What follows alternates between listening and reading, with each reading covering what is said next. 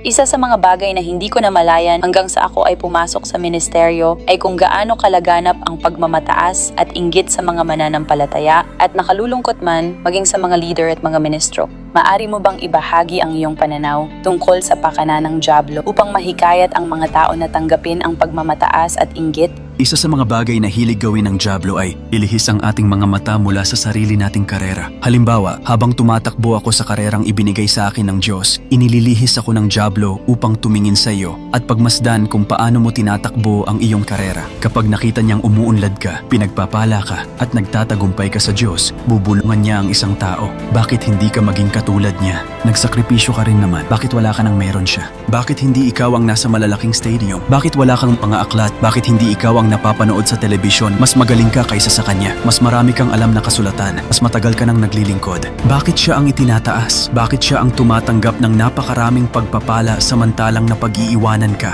Libo-libong kaisipan ang pumapasok sa isip ng tao. At kung hindi mo pahihintulutan ang banal na espiritu na kumilos sa mapanganib na pag-iisip, madaling maghahari ang mga kaisipang iyon. Magsisimula ng mag-isip ang tao. Sino ba ang akala niya sa sarili niya? Bakit siya ganun magsalita, umilos, manamit? Ni hindi ka man lamang kilala, puro haka-haka. Dumarating ang espiritu ng maling paratang at nagsisimulang maghasik ng mga kasinungalingan. Ang bibig ng taong yon ay nagiging kasangkapan ng kaaway. May boses ka pa rin, ngunit hindi na iyon boses ng banal na espiritu.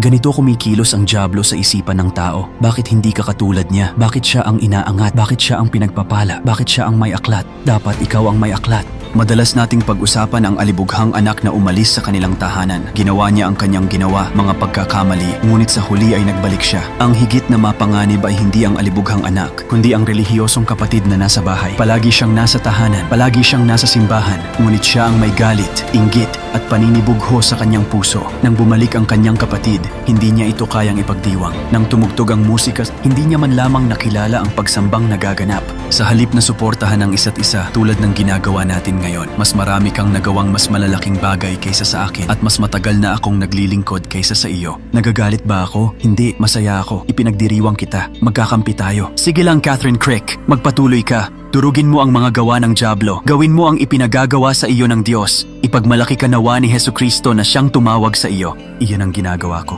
Ari ko ring sabihin, Panginoon, isa ako sa mga unang ministro ng pagpapalaya. Bakit hindi ako ang nasa mga stadium? Bakit hindi ako ang nakararanas ng mga bagay na iyon? Maari kong sabihin ang lahat ng iyon, ngunit hindi ko gagawin. Bakit ko pahihintulutan ang aking bibig na magsalita ng lason, ng maruruming salita, ng maruming tubig? Hindi ko iyon gagawin.